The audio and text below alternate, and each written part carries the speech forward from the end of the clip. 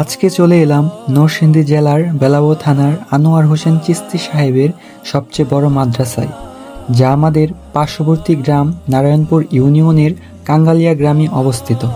মাদ্রাসার ছাত্ররা একদিকে যেমন ধার্মিক ও নীতিবান নাগরিক হিসাবে গড়ে ওঠে, তেমনি আধুনিক শিক্ষার মাধ্যমে তারা সমাজের উন্নয়নেও অংশ নিতে পারে। তাই আমি মনে করি আধুনিক শিক্ষার পাশাপাশি নৈতিক শিক্ষাও জরুরি।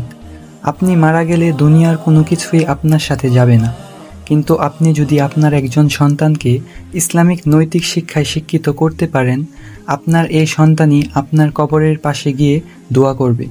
এবং প্রতিটা মানুষের মধ্যে ইসলামিক জ্ঞান থাকলে মানুষ কখনোই খারাপ কাজে লিপ্ত হবে না, দুনিয়া ও আখিরাত সহজ হয়ে যাবে।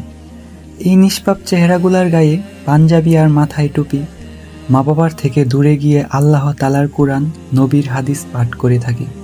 ছোটবেলার এই আমলই কিন্তু আল্লাহ তাআলার কাছে অনেক পছন্দনীয়। এর বিনিময়ে এই নিষ্পাপ শিশুগুলার উসিলায় পিতামাতার আখিরাত ও পরকালের জীবন সহজ হয়ে উঠবে।